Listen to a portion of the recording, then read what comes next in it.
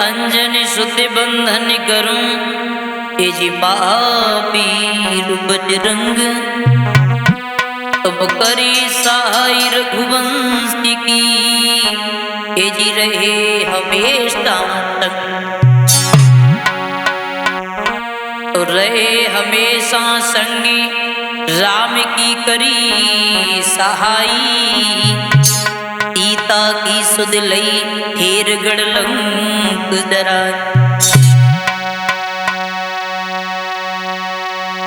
तो ब्रज के बसिया ब्रजेश को ए जी तेरे सोनम दास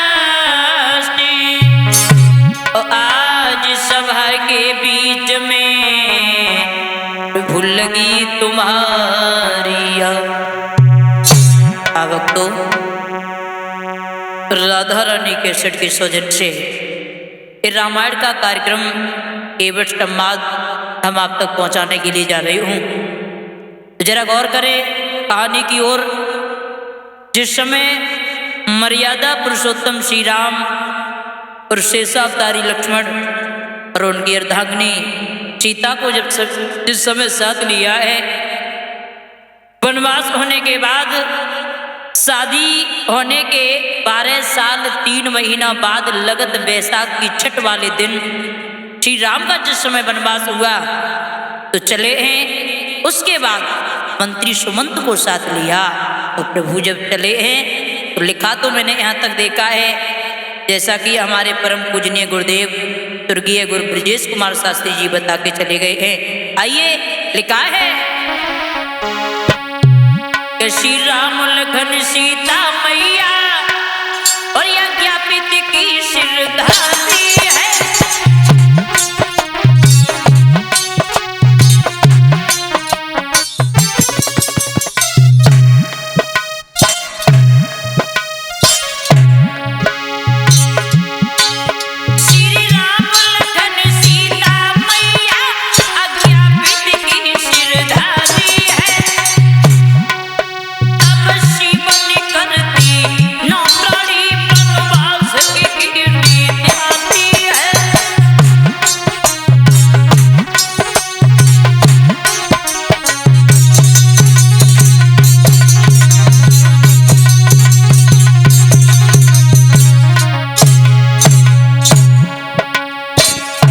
सुमंत मंत्री को भगवान श्री राम ने वापस किया है और कहा है भैया हमें तो वन में जाना है। उस समय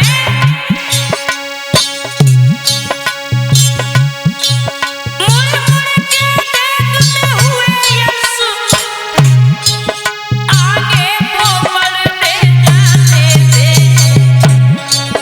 मंत्री सुमंत रो करके आंखों से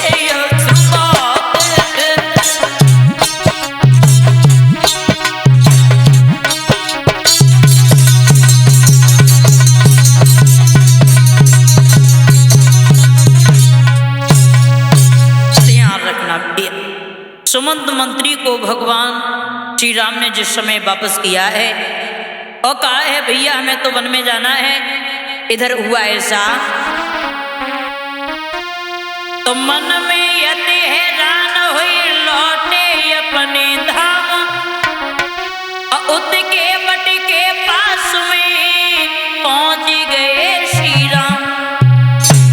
गंगा को पार करने हेतु जिस समय गंगा के किनारे पहुंच जाते हैं तो गोस्वामी तुलसीदास जी ने तो यहां तक लिखा है रामायण में कि मांगी ना बना अके पटियाना अकैया तुम्हारी मरम मह जाना।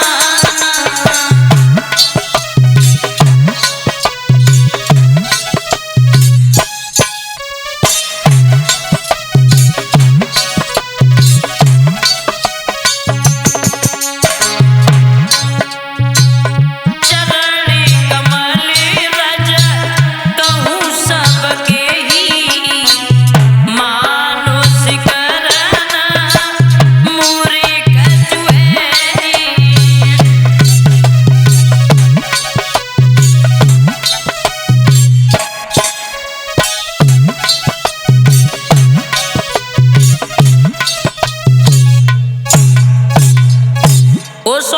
तुलसीदास जी ने लिखा है कि मांगी नाव ना, यानी महापन्ना भैया रामायण की हर चौपाई में शंका है।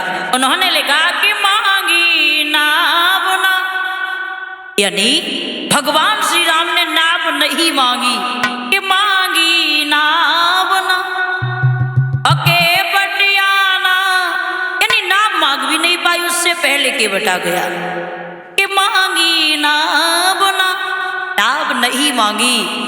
दूसरा अर्थ कि मांगी नाव न के बटियाना, अकैया तुम्हारे मरम मही जाना, यानी नाव मांगी मगर केवट नहीं आया।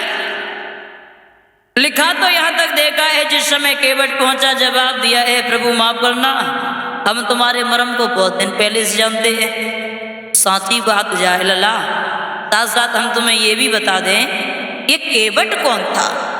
ये केवट जो था, ये केवट पूर्व जन्म में कौन था कि सतयुग में केवट कछुआ था, और जो चीर सिंधु में रहता था।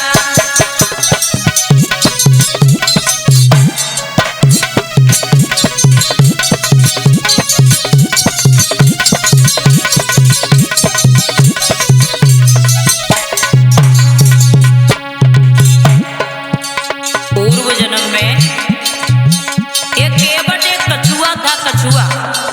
लिखा तो यहां तक देखा है, सतयुग में केवट कछुआ था,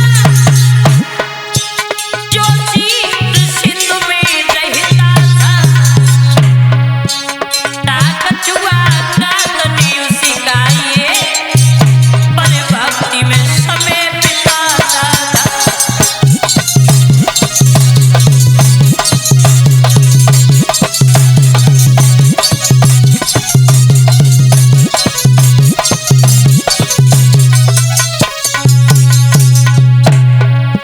एक दिन इस केवट के यानी कछुआ के हृदय में विचार बना, चलो चलते भगवान विष्णु के चरण स्पर्श करेंगे।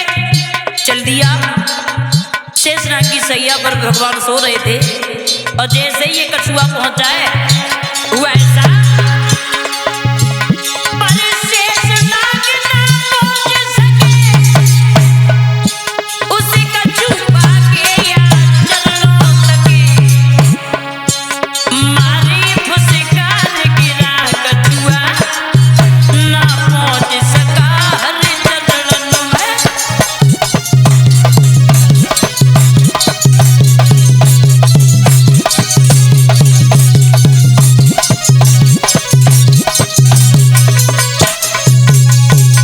ध्यान रखना भैया, एक कछुआ जो था जिस समय भगवान विष्णु के चरण स्पर्श करने के लिए चला, सोच रहा है प्रभु के चरण स्पर्श करेंगे। चल दिया।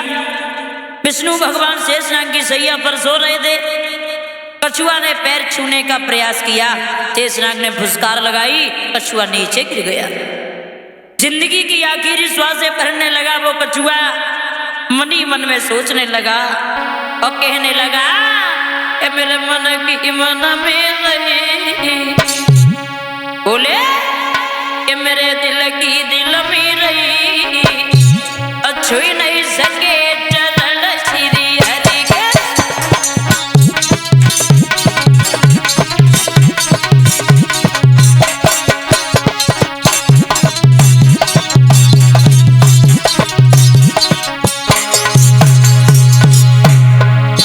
जिंदगी की आखिरी श्वासें भर रहा है कछुआ, मनी मन में सोच रहा है बाजी वाह। पैर छूने का प्रयास किया, पैर नहीं छू पाए। भगवान विष्णु ने देखा, जवाब दिया कछुआ तूने पैर छूने का प्रयास किया, पैर नहीं छू पाए, लेकिन कछुआ अरे केवट बने त्रेता युग माही। भगवान विष्णु ने बताया अरे केवट बने त्रेता युग माही, बने के राम आई तेरे आई, भक्ति तेरी सफल भई।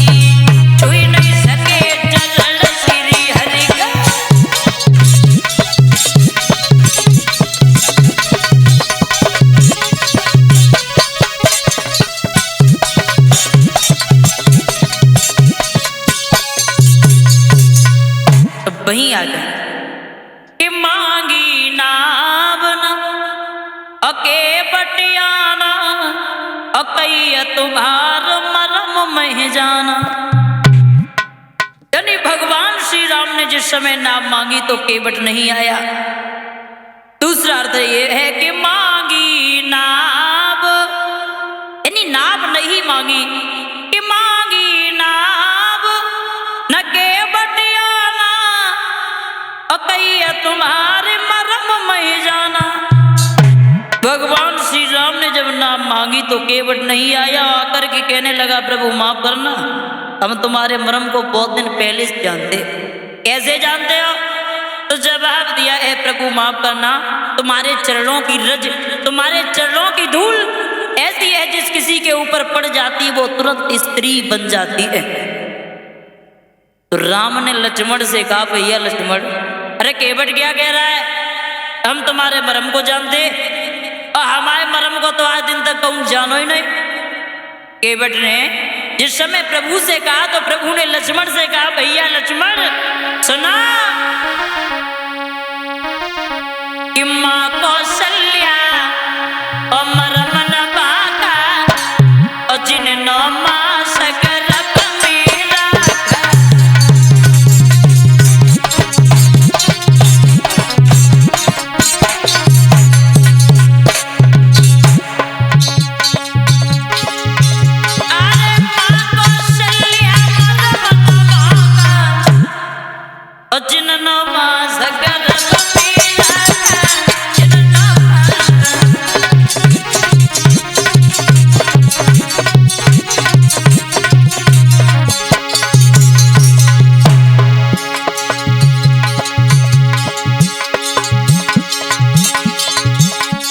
जवाब दिया है प्रभु राम ने भैया लक्ष्मण, हमारे मरम को कौशल्या मैया ने नहीं जाना, छोड़ो वो दशरथ पिता ने भी नहीं जाना।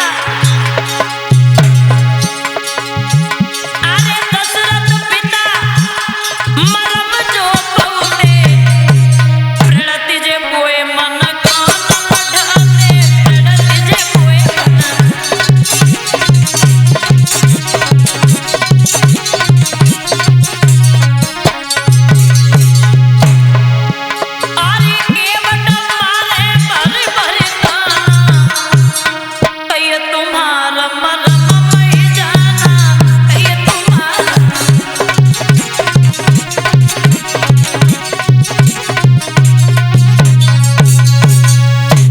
जवाब दिया है प्रभु राम ने कहा है भैया लक्ष्मण, अरे केवट क्या कह रहा है, हम तुम्हारे मरम को जानते।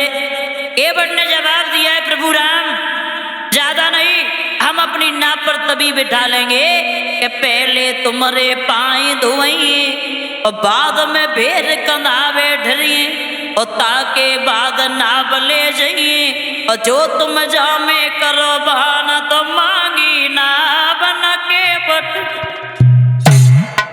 चरण धोएंगे। और इतनी कह के लला केवट जो है तो वो कहूं फेंको। अब मनी मन में विचार करने लगा परमात्मा, अति वे ही भगवान है, वे ही विष्णु के अवतारी हैं जो बलि के दरवाजे पर जाकर के 3 कदमों में 3 लोगों को नाप लिया। तो जी गंगा जी कितनी चौड़ी थी, एक पैर जोर रखते दूसरों बहुर रखते, गंगा से पार होते चले जाते और नाव क्यों मंगवाते। केवट के दिमाग में आया, उसने मनी मन में सोचा आले क्या ये वही विष्णु अवतारी जो बलि के द्वारे पे आए और 3 कदम पृथ्वी नापने को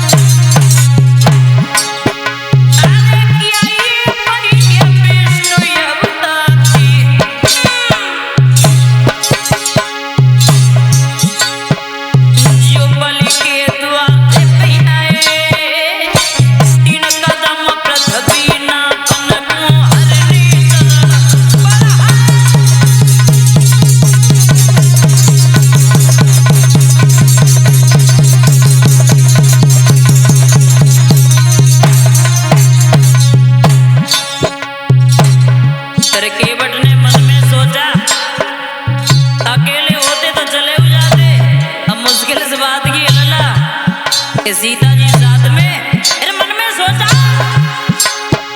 आ रही होते अकेले तोरे कट जाते,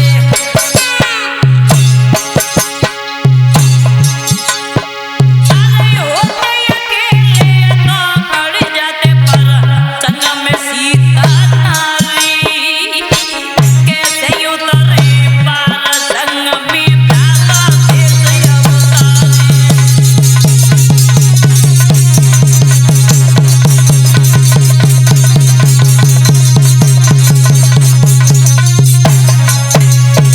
केवट ने मनी मन में सोचा अकेले होते तो चले ही जाते, और मुश्किल इस बात की सीता जी साथ में है, और सीता को किस तरीके से निकाल दे ये भी लिखा देखा है कि कमर तक अगर जल है तो वहां स्त्री को नहीं जाना चाहिए, क्योंकि उसका पतिव्रत धर्म नष्ट हो जाता है। फिर केवट ने सोचा अगर सीता को पार करते तो सीता को गोदी ले लेते, अरे लक्ष्मण की कलाई पकड़ते चले जाते। फिर मन में विचार किया कि सीता को गोदी ले लेते, और लखन लाल की भुजा गई लेते।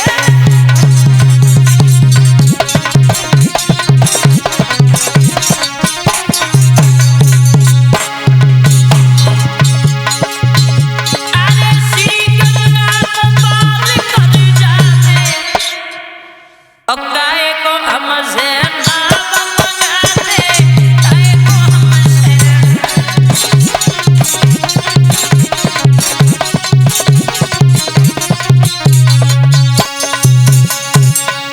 अब केवट ने मन ही मन में सोचा, क्या कुछ नहीं रहा है। मन में सोचा कि सीता को गोदी ले लेते, लक्ष्मण की कलाई पकड़ लेते, गंगा से उस तरफ हो जाते, काय को नाम मंगवाते।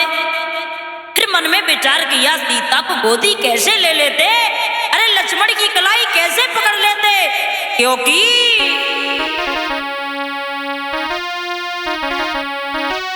कि जल से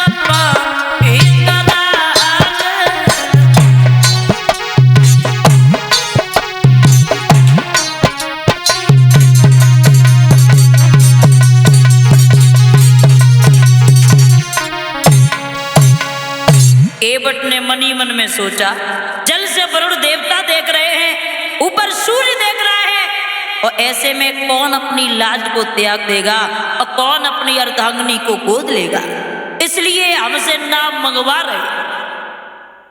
अब ये साथ साथ ये भी बता दे कि केवट तो पूर्व जन्म में कछुआ था, और ये नाव क्या थी। केवट को ये पता था कि इस नाव का भी उद्धार होना। केवट ने मन ही मन में सोचा कि 74वें को है नाम, जो चित्रकेत गंधर्व की है।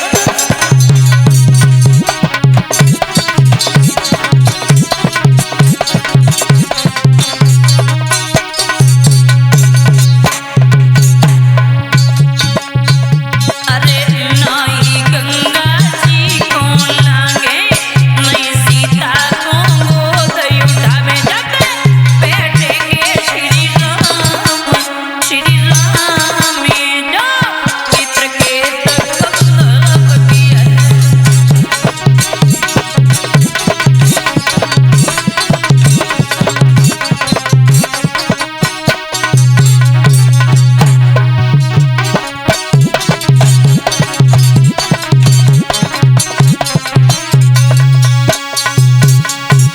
ध्यान रखना भाई, केवट को ये पता था कि इस नाव का भी उद्धार होना है। ये नाव जो थी ये चित्रकेत गंधर्व जो था, ये गाने बजाने में बड़ा आगे था। लिखा तो मैंने यहाँ तक देखा है, जैसा कि हमारे परम पूजनीय गुरुदेव स्वर्गीय ब्रजेश कुमार शास्त्री जी ने बताया, ये चित्रकेत कौन था। था चित्रकेत गंधर्व एक, जो गा करके समय बिताता था।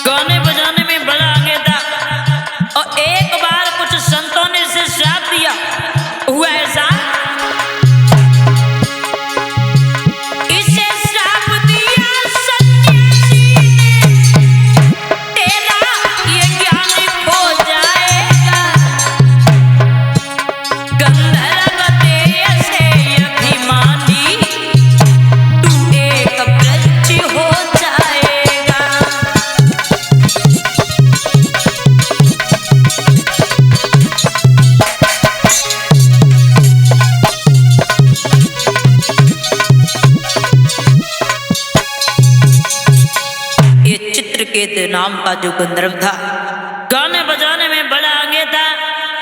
एक बार कुछ संतों ने इसे श्राप दे दिया कि चित्रकेत गंधर्व, तुझे अपने ऊपर बड़ा घमंड है, बड़ा अभिमान है, तो जा, हम तुम्हें श्राप देते हैं कि तू भ्रष्ट हो जा। और जैसे ही श्राप दिया है तो चित्रकेत रोने लगा, जवाब दिया, प्रभु माफ करना, जब हम भ्रष्ट हो जाएंगे तो हमारा अवतार कैसे होगा? तो संतों ने बताया, चित्रकेत गंधर्व, उद्धार तेरा तब होगा, सुना।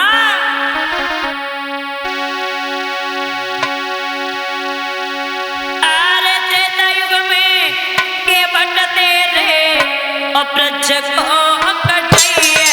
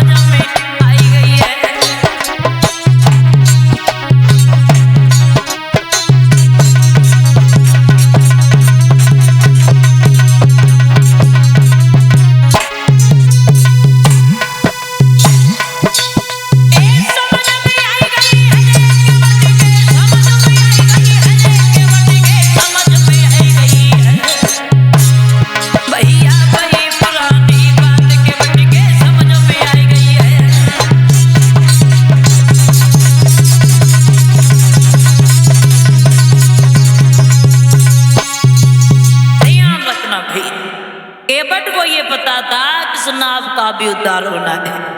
अब वहीं आ जाए। भगवान श्री राम ने जिस समय देखा है जवाब दिया, केवट भैया अरे कहाँ खोए गए? तुम्हें नहीं पता है हमें वनवास की ओर जाना है, तो करो है के बट पास में तब कहीं राम समझाए, और कहा ध्यान तेरो गयो मोह दीजो पार। भगवान श्री राम ने कहा है केवट, अरे कहाँ खोए गए, हमें बहुत दूर जाना है, क्योंकि पिता की आज्ञा को शिरोधारण करने के बाद हम राज्य को छोड़ करके वनवास की ओर जा रहे हैं, और हमें गंगा से उस तरफ कर दो। केवट बोला हरगिज नहीं है, बात सिर्फ ये है प्रभु। क्या तो जवाब दिया, सुनो। पद कमल धोई चढ़ाई नावन नाती उतारने चहूं, मोए राम राव रयान दशरथ शपथ सब साची कहूं। पर तीर मारे उलखने जब लाग न पारियों, और तब लाग तुलसीदास नाथ कृपाल पार उतारूं। केवट कहने लगा चाहे कुछ भी करो, लेकिन बिना पैर धोए हम नाव पर चढ़ने नहीं देंगे। अब मुश्किल सिर्फ इस बात की है प्रभु, तुम्हारे चरणों की धूल जिस किसी के ऊपर पड़ जाती है वो तुरंत स्त्री बन जाती है। अब मुख्य बात केवल ये है प्रभु, केवट ने जवाब दिया है कि चाहे काट की और नाव हमारी, और जो कहूं नाव से बन गई नारी।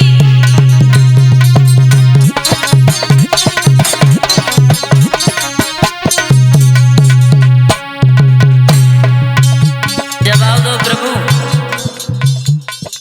कल से धंधो बंद हो जाए, तो ऐसो करो हम बिना पैर धोए नाव पे चढ़ने नहीं देंगे। सुना,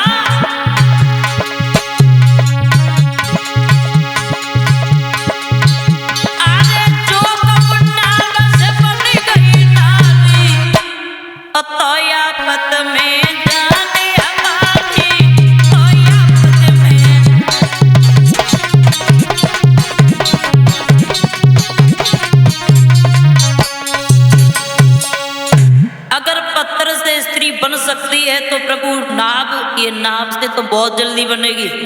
और राम ने जैसे ही सुना है तो राम ने कही भैया केवट पागल हो गो, कहा नाव से कहूं औरतें बन नहीं बनती, तुम काहे को दी रहा, हमें पार उतारो। तो जवाब दो महाराज, तुम कह रहे हो कि नाव से औरतें नहीं बनती हैं, हम तुम्हें प्रमाण सहित बता सकते हैं। क्या प्रमाण? तो जवाब दिया, सुनो। छुअत शिला पैना रे सुहाई,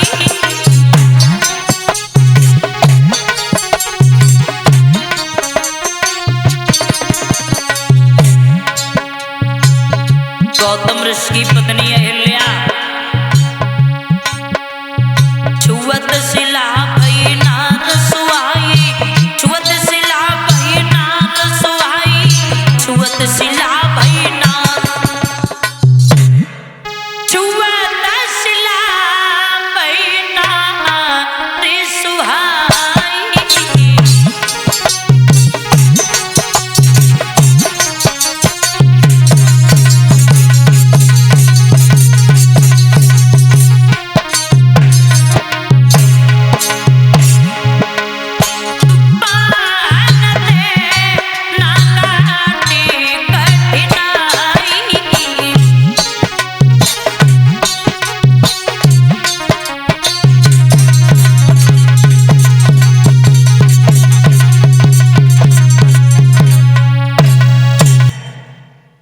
जवाब दिया है महाराज, जब पत्थर से स्त्री बन सकती है तो काठ तो बहुत कमजोर होता है, काठ से औरत बहुत जल्दी बनेगी।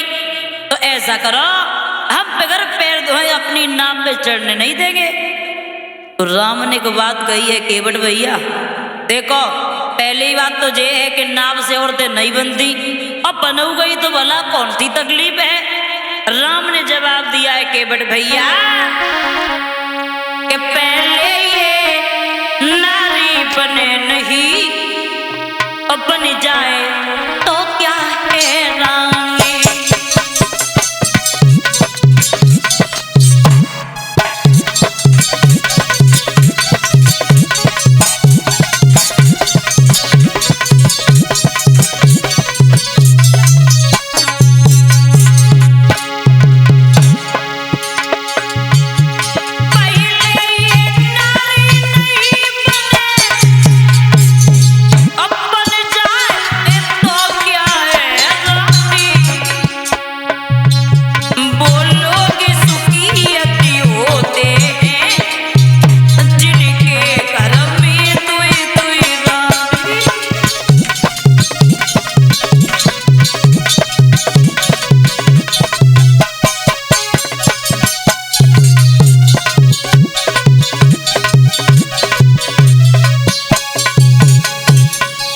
पहले तो नाम से स्त्री बनेगी नहीं और बनऊ जाइए तो कौन सी बड़ी परेशानी है। आराम ही आराम है। एक चरण दबाएगी तो दूसरी सर दबाएगी। अरे खाना लेकर के आएगी तो दूसरी जल लेकर के आएगी। सुखी सुख है ना। केवट ने जवाब दो प्रभु माफ करना, तुम जो कह रहे हो कि एक पैर दबाएगी दूसरी सर दबाएगी तो वो सर नहीं दबाई है, फिर क्या करेगी? तो जवाब दिया सुनो ना, जो बनी नाव से नारी यदि तो आपत्ति सब कट जाएगी।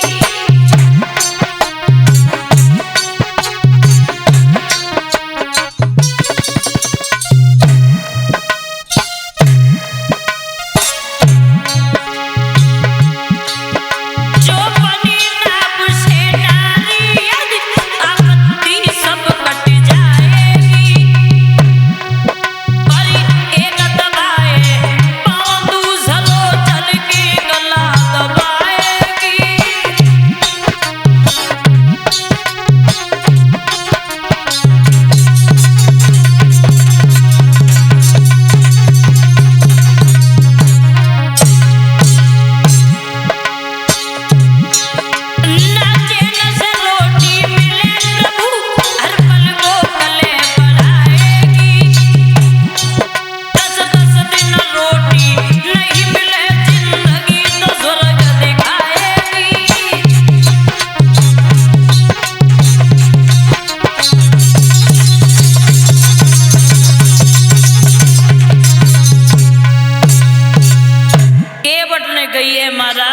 तुम कह रहे हो कि दो औरतें अगर हो गई तो एक पैर दूसरी सर प्रभु सर नहीं दबाएगी, वो चल के गला दबाएगी।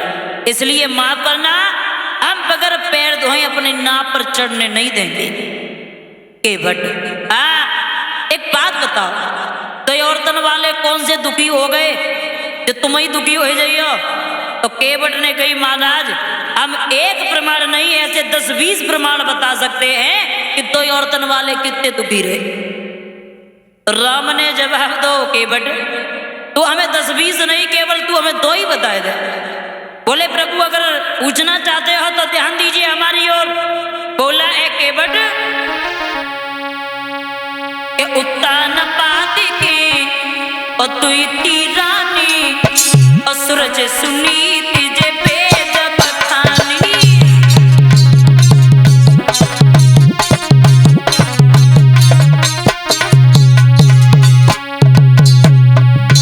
जवाब दो प्रभु, उत्तान पाद के 2 पत्नियां थी, कभी कल कुशल से भोजन नहीं मिला।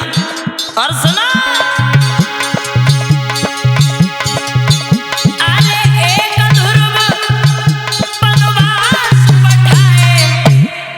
एक ने राजा बहुत सताए, एक ने राजा।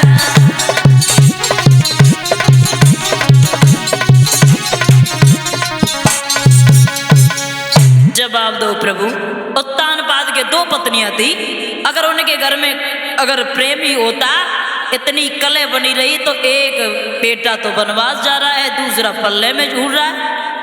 राम ने जवाब दो केवट जाके अलावा कोई और प्रमाण है? बोले प्रभु अगर बुरा ना लगे तो कह लो। तो जवाब दिया प्रभु सुना कि कहे तो प्रभु अब डर लगे बारी और तुम्हारे उठा धती तुम्हारे उठा।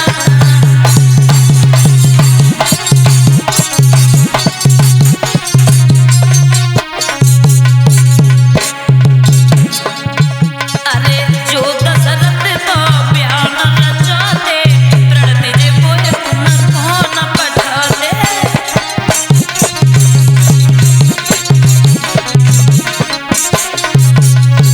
जवाब दो प्रभु, तुम्हारे घर में अगर सोतिया डालना हो तो तुम राज्य को छोड़ के वन की तरफ नहीं जाते। और जैसे ही इतने शब्द कहे हैं तो लक्ष्मण ने जैसे ही सुना तो सुन के भट के बचन को लगन गए खिसिया और रामचंद्र के ने लगे सुन के भट चितला। ऐसा करो के भट, अब हम समझ गए कि बिना पाए धोए तुम आज हमें जाने नहीं दोगे। तासो ऐसो करो, जाओ पानी ले आओ और हमारे पैर धो। के भट प्रभु ने समझाते हुए कहा है चले जाओ। कि रामचंद्र अब बोले मुश्किल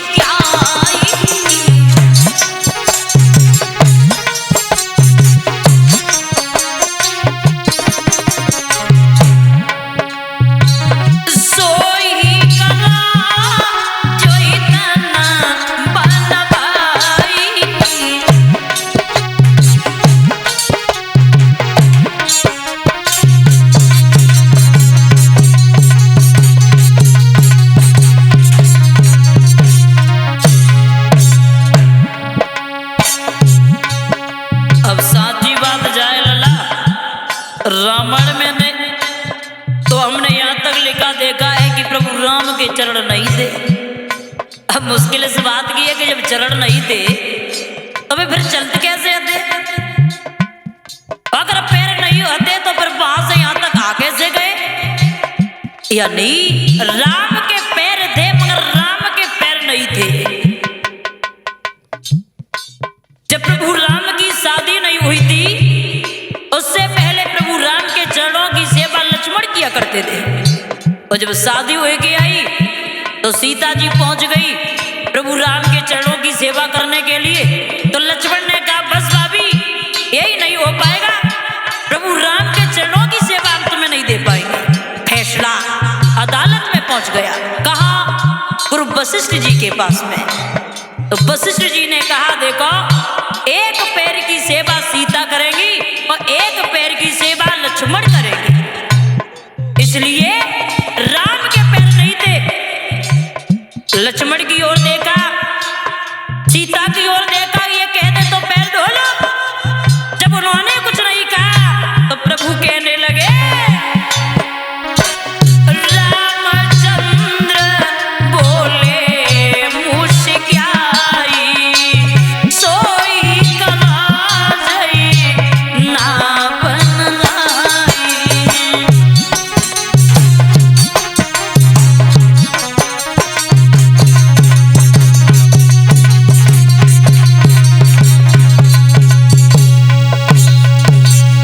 जवाब दिया है भैया केवट, अब तुझे जैसा दिखाई दे वैसा कर।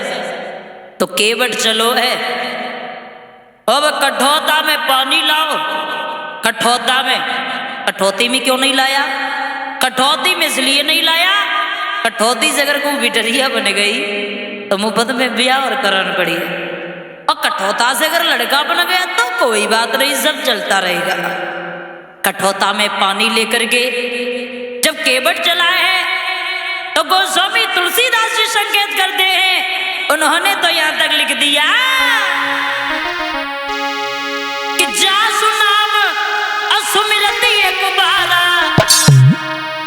बेटा और उतरे नर भव सिंधु अपारा, उतरे नर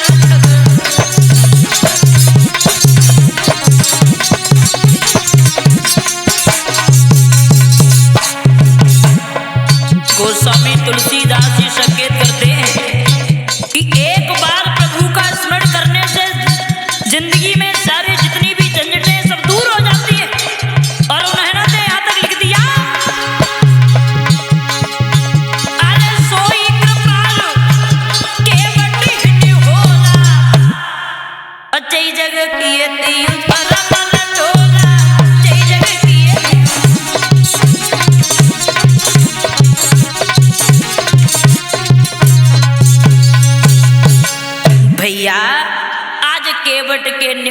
कर रहे हैं प्रभु।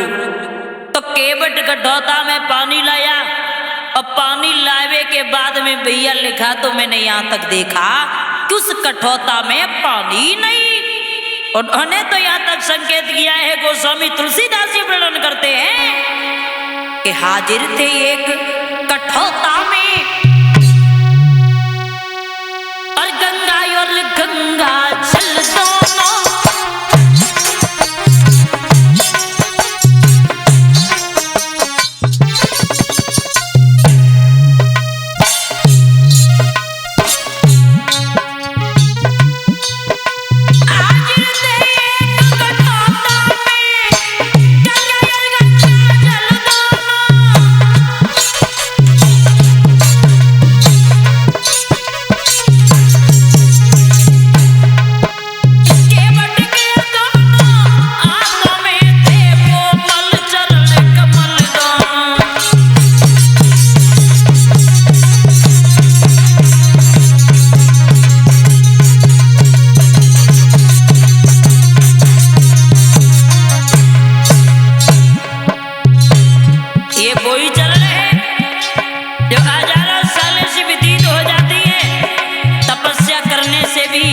चरण प्राप्त नहीं होता, मगर केवट जो चरण अनेक तपस्या कर मुनियों की दृष्टि न आते हैं, मुनियों की दृष्टि न आते हैं।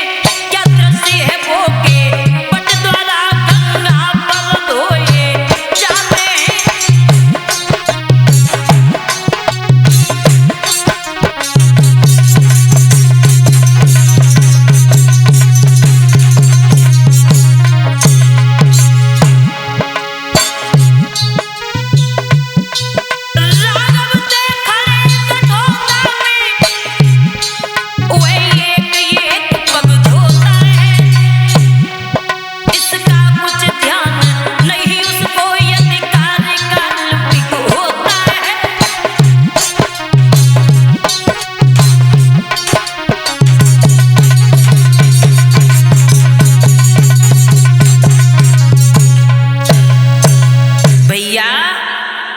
भगवान श्री राम के चरण धोने लगा। कठौता में पानी करने के बाद अब उसे यही ध्यान नहीं रहा कि हमें कितनी देर हो गई, यही ध्यान नहीं रहा कि हमें कितनी देर हो गई। प्रभु ने जिस समय देखा है, जैसे ही प्रभु ने देखा है तो इशारा करने लगे। तो प्रभु बोले समझो जरा समय हो रहा नष्ट, एक पैरा मगड़े इसका भी है कष्ट, इसलिए बहुत जल्दी करो, हमें वन में पहुंचना है। पिता की आज्ञा को सिरोधारण करने के बाद हम राज्य को त्याग करके आज जंगल की ओर जा रहे हैं। इसलिए भैया केवट तो इस प्रकार जब कर चुका नाविक निज उद्धार, तीनों को नाव पर उसने किया सवार। चरण धोने के बाद और सब अपने परिवारीजनों को बुला करके सबने चरणामृत लिया। केवट ने अपना उद्धार किया। जिन चरणों की चाहत में, जिन चरणों के दर्शन करने के लिए, जिन चरणों को छूने के लिए प्राणी हर समय तपस्या किया करता है, भगवान का भजन कीर्तन किया करता है, आज वही चरण सौभाग्य उस केवट का। ये चरण धोने के बाद सबने चरणामृत लिया, उसके बाद नाव पर सवार किया है। भगवान श्री राम, शेष अवतारी लक्ष्मण और अर्धांगिनी सीता जिस समय नाव पर सवार करने के बाद केवट जब चला है तो धीरे धीरे कुछ कहता हुआ, कुछ गुनगुनाता हुआ कि मेरी नैया में बैठे श्री राम, कि मेरी नैया में बैठे श्री राम, गंगा मैया धीरे बाजी मेरी नैया में।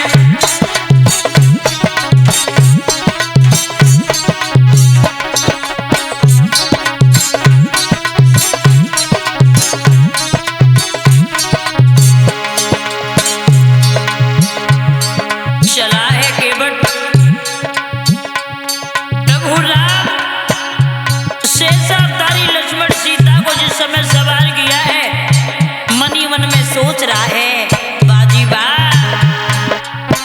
आज बड़े सौभाग्य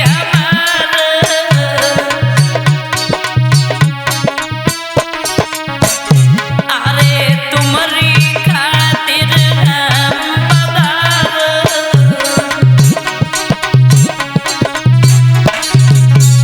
मेरे सिद्ध भये सबका गंगा मैया धीरे मौजी मेरी नैया में बैठे सिलो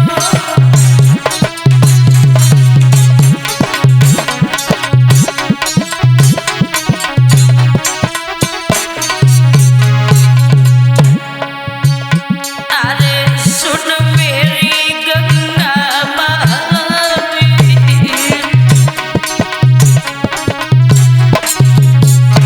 और बलो पवित्र तुम्हारो पानी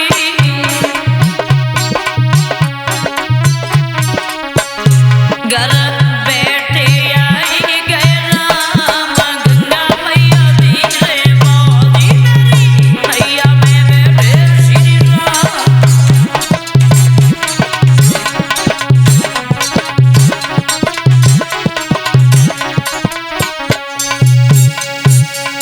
मेरे भैया केवट तो ये कहता हुआ चला जा रहा है, लेकिन उसी समय अब गंगा ने भी दर्शन करने चाहे प्रभु राम के।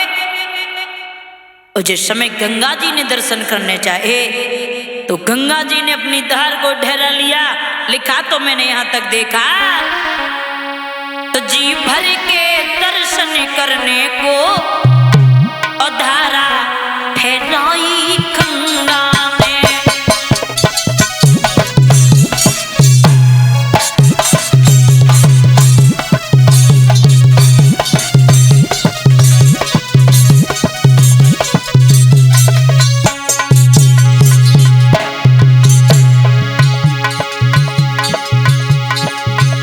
जी भर के दर्शन करने को धारा ठहराई गंगा ने। भगवान चढ़े तो माथे पर वह नाव उठाई गंगा ने।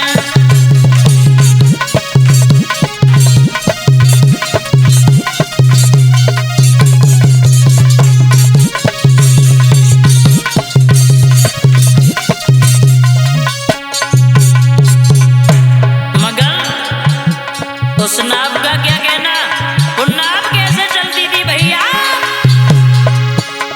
चलती थी राजबंधुसी वो बिछला बिछोना चलेगा है प्रभु बनवर का भार, मगर वह भार कमल से हल्का है।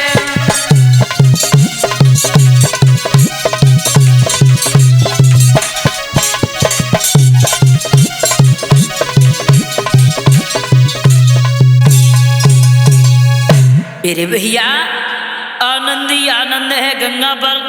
केवट श्री राम को पार उतारने के लिए जब चला है तो गंगा भी श्री राम के दर्शन करने के लिए ठहर जाती हैं।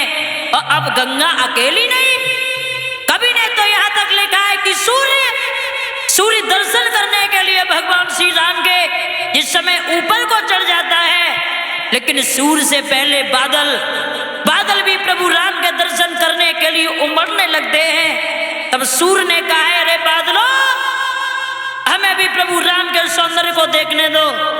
सूर्य ने जिस समय बादलों से कहा है कि सूर्य ने कहा बादलों से और ये छवि हमको भी निरखने दो।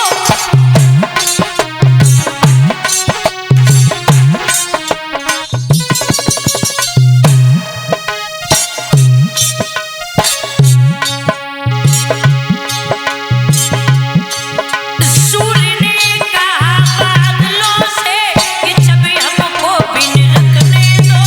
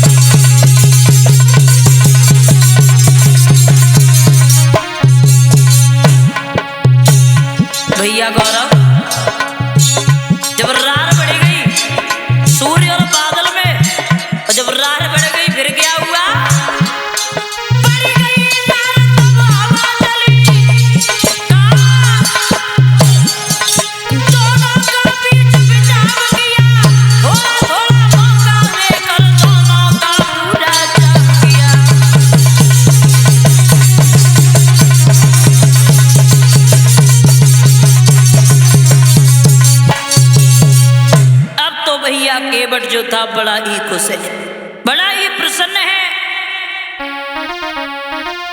तो उधर चतुर मल्ला की पूरी भई मल्ला, और जा पहुंची नौका उधर गंगा जी के पास। वो स्वामी तुलसीदास जी तो यहां तक संकेत करते हैं, नाव जब गंगा जी के पार पहुंची है तो केवट ने दोनों हाथ जोड़कर विदा मांगी और कहा है महाराज अब हमें आज्ञा दीजिए, हम तो चल रहे हैं। तो केवट को जाता हुआ देखकर अब राम के हृदय में एक भावना बनी, केवट को हम उतराई में काहे क्या दे दें, हमारे पास तो कुछ है ही नहीं, हम तो वन की तरफ जा रहे हैं।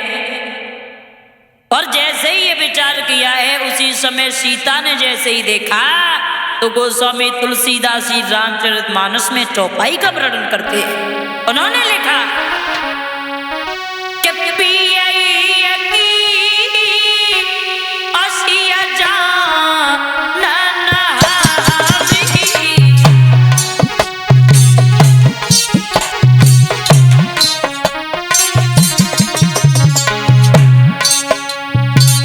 पिया की सिया जान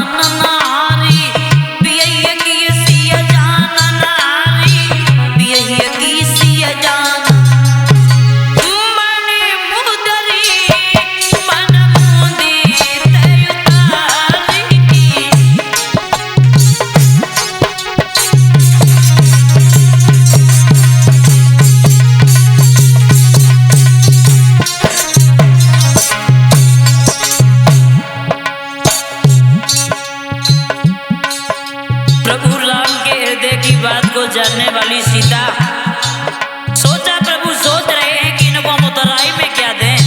तो हुआ ऐसा, कहीं कृपाल तुम ले उतराई, कहीं कृपाल तुम ले उतराई, कहीं कृपाल तुम ले उतराई, केवट चरा गए अकुलाई।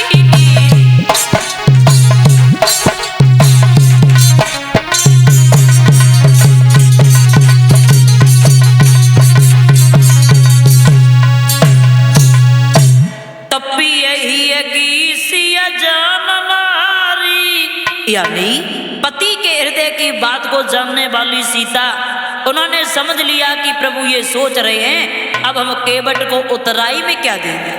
तमन मुदरी मन मुदित उतारी, हाथ से अंगूठी उतार कर प्रभु राम को दे दी।